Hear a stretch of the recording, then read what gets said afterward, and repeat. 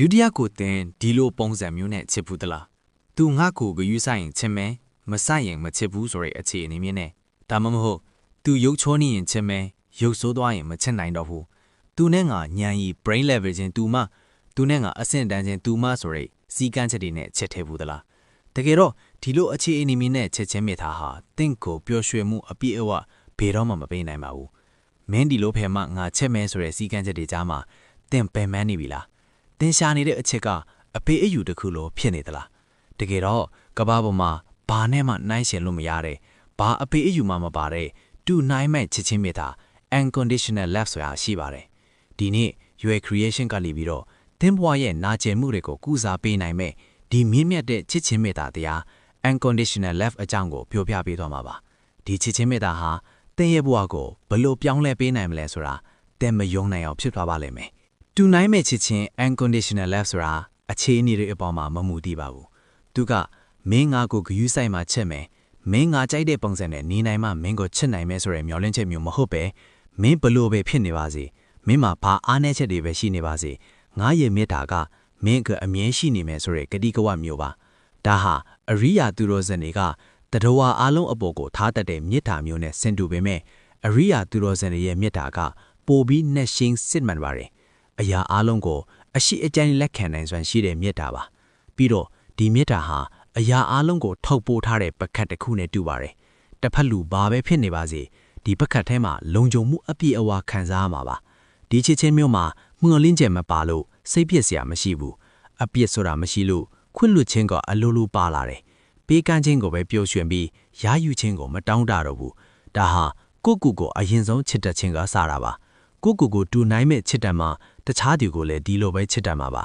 ဒီမြစ်တာမှာအတ္တမပါဘဲသလိုတစ်ဖက်လူရဲ့အမားတွေကိုလည်းနားလည်မှုနဲ့ခွင့်လွှတ်ပေးနိုင်စွမ်းရှိပါတယ်ဒီလိုတူနိုင်မဲ့ချစ်ချင်းမျိုးနဲ့ချစ်တတ်လာတဲ့အခါတင့်ရင်ထဲမှာအေးချမ်းမှုကအလိုလိုရောက်လာပါတယ်ဘာကြောင့်လဲဆိုတော့တင်ဟာတခုခုပြန်ရဖို့မျှော်လင့်ချက်ဆိုတဲ့ expectation နဲ့မချစ်တော့လို့ပါတယ်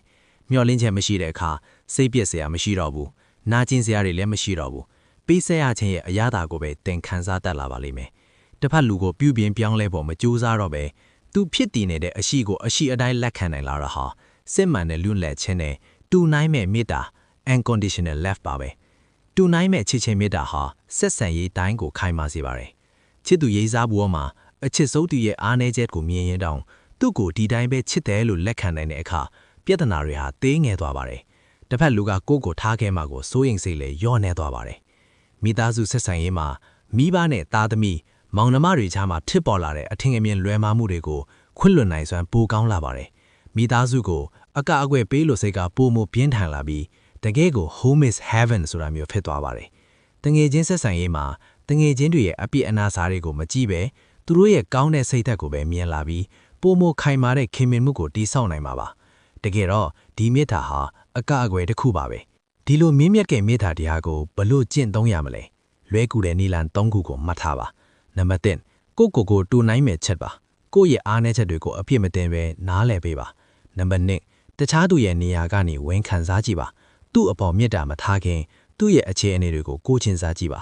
နံပါတ်3ခွင့်လွှတ်ပါကိုနာကျင်အောင်လုပ်မိတဲ့သူတွေကိုတောင်ခွင့်လွှတ်လိုက်တဲ့အခါတင့်ရင်ထဲမှာအမိုက်တွေကင်းစင်သွားသလိုအေးချမ်းသွားပါလိမ့်မယ်ဒီနေ့ကစားပြီးစမ်းကြည့်လိုက်ရအောင်ကိုပတ်ဝန်းကျင်ကလူတွေကိုအခြေအနေတွေမပါဘဲနည်းနည်းလေးပိုပြီးနားလည်ပေးကြည့်ပါကိုလည်းအကိမတင်ပဲတူနိုင်မဲ့မေတ္တာဆိုတဲ့ unconditional love နဲ့ပြန်လဲထွေးပွေပေးပါမေတ္တာတရားဆိုတာဝေမျှလေးပိုပြီးတိုးပွားလေးပါပဲတဲ့နှလုံးသားထဲမှာဒီလိုမင်းမြတ်တဲ့ချစ်ချင်းတွေဂိမ်းအောင်နိုင်ပါစေရွယ် creation ကိုအားပေးနေတဲ့ဥတယောက်ရောက်ချင်းတိုင်းတွေတူနိုင်မဲ့မေတ္တာ unconditional love တွေနဲ့အေးချမ်းကြပါစေဗျာ